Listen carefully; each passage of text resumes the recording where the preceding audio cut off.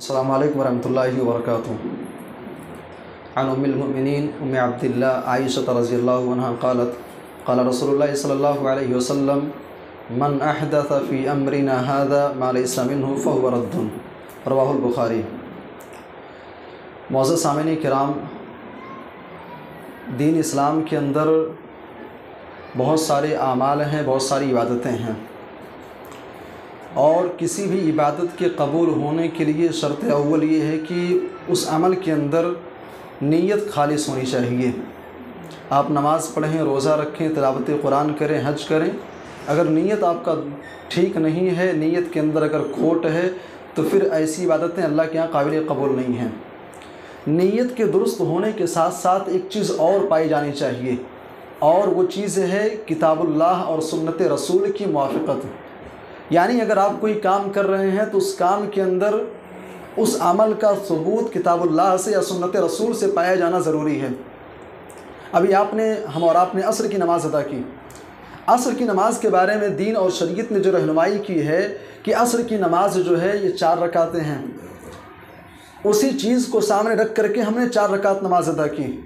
اب اگر کوئی شخص یہ کہے کہ 4 کے بجائے بھائی 6 رکعت پڑھ لیتے ہیں، 8 رکعتیں پڑھ لیتے ہیں، نماز ہی تو ہے، عبادت ہی تو ہے، اور زیادہ کریں گے ثواب اور زیادہ ملے گا، تو ایسا عمل اللہ کے یہاں قابل قبول نہیں ہے۔ اسی کو بدعت کہتے ہیں، اور اسی کے بارے میں اما عائشہ رضی اللہ عنہ کہتے ہیں کہ اللہ کے نبی صلی اللہ علیہ وسلم نے فرمایا کہ من احدث فی امرنا ھذا، جس نے ہمارے اس دین کے اندر، شریعت کے اندر کوئی نئی چیز کو ایجاد کیا، ما لیس منہ، جو دین اور شریعت کے اندر نہیں ہے، فہو رد، تو وہ عند اللہ مردود عمل ہے، ایسا عمل اللہ کے یہاں قابل قبول نہیں ہے۔ اللہ کے نبی کے دور میں 3 صحابہ اللہ کے نبی کے پاس آتے ہیں۔ جاء ثلاثۃ رہط الی بیوت ازواج النبی صلی اللہ علیہ وسلم، اللہ کے نبی کے جو ازواج کے جو حجرات تھے، جو کمرے تھے، ادھر آتے ہیں، سوال کرتے ہیں۔ اللہ کے نبی موجود نہیں تھے اس وقت۔ ازواج مطہرات سے 3 لوگ آ کر کے سوال کرتے ہیں کہ اللہ کے نبی کی عبادتیں کیسی ہوتی تھیں، اللہ کے نبی عبادت کیسے کرتے ہیں، اللہ کی بندگی کیسے کرتے ہیں۔ جب انہیں بتایا گیا کہ اللہ کے نبی گھر کے اندر جب ہوتے ہیں تو عبادت اس انداز میں کرتے ہیں، حدیث کے الفاظ ہیں کانہم تقالوہا، گویا کہ انہوں نے نبی کی عبادت کو کم سمجھا۔ ایک نے کہا کہ میں کبھی شادی ہی نہیں کروں گا، ایک نے کہا پوری زندگی میں روزہ ہی رکھوں گا، ایک نے کہا کہ میں رات بھر قیام کرتا رہوں گا، نمازیں پڑھتا رہوں گا۔ جب اللہ کے نبی کے واپس آتے ہیں اور آپ کو بتایا گیا کہ 3 لوگ آئے تھے اور ایسی باتیں کر رہے تھے، اللہ کے نبی صلی اللہ علیہ وسلم نے ان کو خطاب کیا اور ان کو فرمایا کہ سنو، میں شادی بھی کرتا ہوں،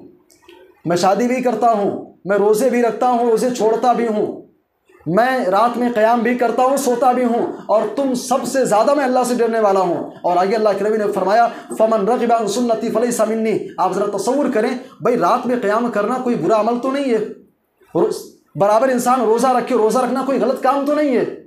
انسان کیا ہے کہ دین کے لیے، شریعت کے لیے اپنی پوری زندگی نشاور کر رہا ہے کہ شادی نہیں کروں گا، فیملی کے چکر میں نہیں پڑوں گا، صرف اللہ اللہ کرتا رہوں گا۔ یہ بظاہر کوئی غلط کام تو نہیں ہے، لیکن یہ سنت رسول کی مخالفت ہے۔ آپ کوئی کام کر رہے ہیں تو اس کے لیے ضروری یہ ہے نیت خالص ہو، اور ساتھ ہی ساتھ وہ عمل کتاب اللہ اور سنت رسول کے مطابق ہونی چاہیے۔ اور اس روایت کے اندر اللہ کے نبی نے ایک بڑی زبردست بات آپ نے کہی۔ حدیث کے الفاظ کیا؟ من احدث، جس نے ایجاد کیا، جس نے کوئی نئی چیز دین کے اندر لے کر کے آیا۔ اب لانے والا کون ہے کوئی میٹر نہیں کرتا، لانے والا کون ہے، کون نئی چیز ایجاد کر رہا ہے۔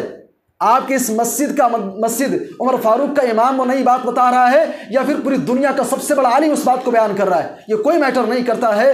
نئی بات بیان کرنے والا کون ہے، اس کی شخصیت کیا، یہ نہیں دیکھا جائے گا۔